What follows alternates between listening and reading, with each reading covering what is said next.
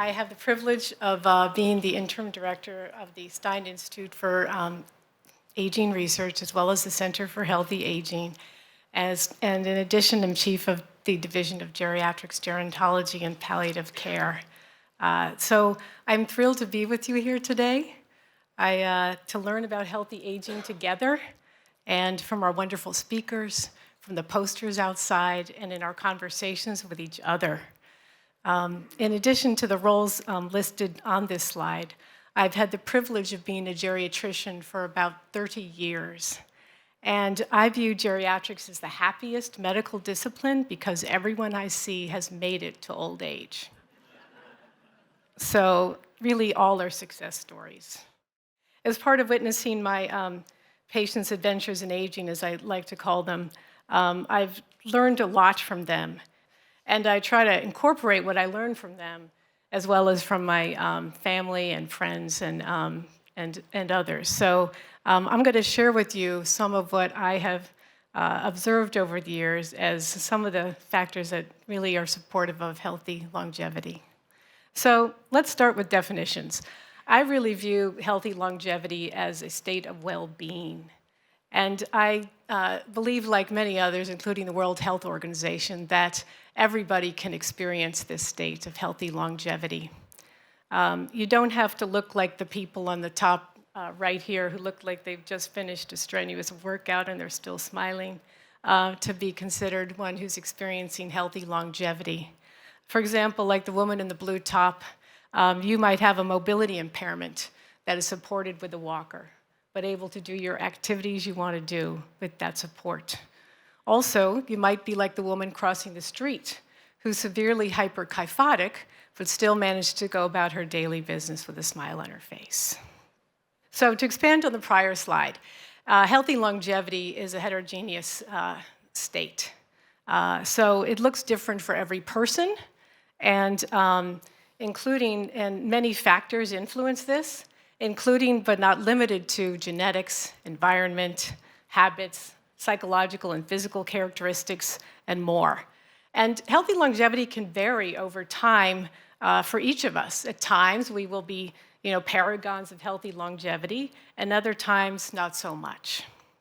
So what are some of the factors that contribute to healthy longevity? I'm going to talk about these today with you.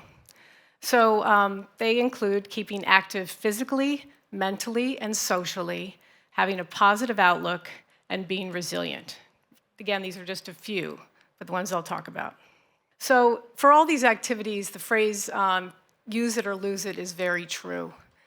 So the physical activity guidelines for the physical activity guidelines for Americans from the U.S. Department of Health and Human Services recommends to move more and sit less, with some activity better than none. So that's a good starting place. As we all know, physical activity can take many forms and is illustrated in the images here, and really includes any activity that involves movement. So, lifting weights, swimming, playing basketball, doing a form of chair exercise, or my personal favorite now is pickleball. So, any of these are really excellent forms of physical activity. Walking is a very common way that we all engage in physical activity, and we'll be doing that today. And mixing it up is also a good thing. So doing different types of physical activity is very helpful. And there are really four main types of physical activity that we talk about. They are, and they're generally recommended. First is aerobic exercise. These are activities that get your heart rate up, they get your breathing a little faster, they help improve your endurance. So that's the first one. The second is strength activities. So doing things that increase your inevitably losing or loss of muscle mass with age. This is a normal part of aging that we all get less muscle mass, and one way to counteract it is to do strength training. So strength training means, it could be lifting weights like the lady with the pink weights. It could be getting an exercise band and using working against resistance. It can be using your own body weight to work against resistance. So doing squats, for example, or doing push-ups, for example. Another component of physical activity is flexibility. So these are, which you can do with stretching. So stretching is probably the best way to maintain flexibility. And again, with age, it is a normal part of aging to get stiffer. And so it's important that as we age, we keep up these stretching exercises. You can all do them in your chairs today. You can push your lower back against the back of the chair. You can do some upper back exercises. You can do some twists.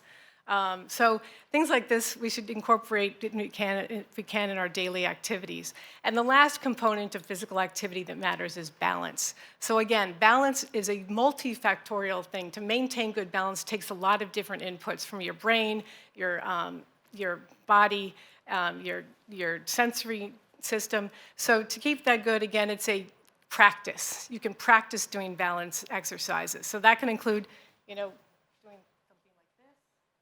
So heel to toe walking. It could be holding on to something and standing on one leg, and then as you get more confident, to let go. It can be a whole variety of things, but again, practicing these things is very important for maintaining your health over time, both body and brain. To the next activity, mental activity. So in the similar theme of use it or lose it, maintaining cognitive or mental activity is important for healthy longevity. So these things can take many forms and can be done by yourself or with a group. And so, for example, here we see sitting, listening to a lecture like you are right now, reading a book, playing a game of chess, and working on your computer, learning a new skill, or continuing with work you've done. We also know that learning new things along your life is an important thing to help maintain your brain health. So you can learn how to knit, you can learn how to take better photographs, you can figure out what your smartphone can do for you, visit a museum, learn a new dance. Any of these things are excellent for you keeping your brain more agile. All right, social activity. So being engaged with all kinds of people and pets is good for us. And it's good to mix it up again, have different age groups involved. So these pictures show you a group of men sitting there with their wheelchairs and canes. I guess they're planning to get up and use the canes to walk around too. So some of them are talking with each other. Others presumably are looking at an activity that's going on in the park. One guy's reading. And then the upper right, you have a group that looks like they're cleaning trash in a park, so doing a volunteer activity. That's a good form of social activity. The picture on the bottom right is a group of various aged people engaging in dance. And finally, the last slide is a picture of my father doing bed exercises with his best friend, Harry. Being open to new experiences is important here too. And so today you might consider engaging in new experiences by saying hello to someone you don't know and asking them why they came today. So another form of social engagement. So positive outlook. I've observed in my practice over the years, is a really helpful thing to stay healthy longer.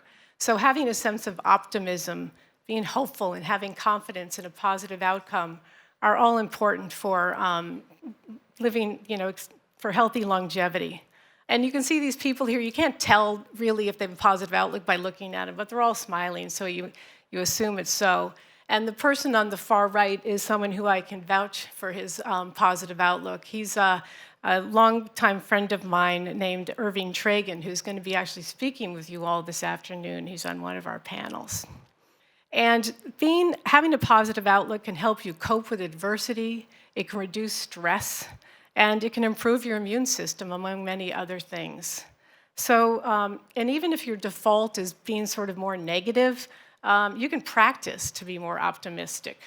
You can do this through mindfulness. So we've all heard about this concept of mindfulness now, and it can be employed in various ways, meditation practices, yoga, just, deep breaths, many ways to do this.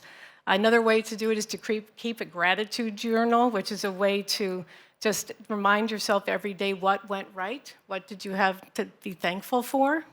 And hanging out with optimistic people is also a good way to get more optimistic. So having your environment be something that's positive is also helpful to support this kind of outlook.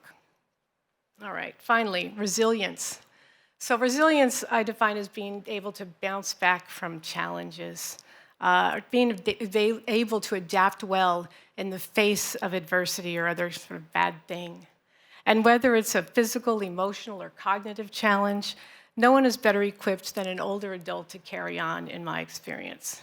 You sort of made it to your age because of many factors, and one of them is being resilient. There are many ways to support, resilience. And so we see here the gentleman on the exercise machine.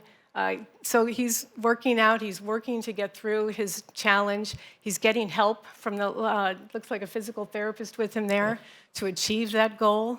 You have devices that assist you with your challenges. So, for example, the gentleman on the top right is wearing oxygen, and that can help him stay independent and keep, moving around and interacting. And the bottom right is a woman wearing a hearing aid to assist her with engagement with other people, make it easier to stay involved and active. Other ways to help with this resilience thing is to hang out again with supportive people. This can help support resilience, is to be with people that support that. Mindfulness can also help with this thing. Meditation, prayer, yoga, helping others, all those things can help improve your own resilience. So in conclusion, these are some of the factors that I have seen in my practice support healthy longevity. And I know today we're going to experience many of these ourselves, which will contribute to our own healthy longevity as we hear about these factors in the conference, as we engage with each other.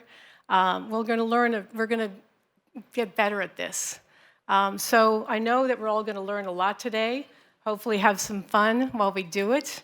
And I'm going to end by saying, may we all experience healthy longevity. Thank you.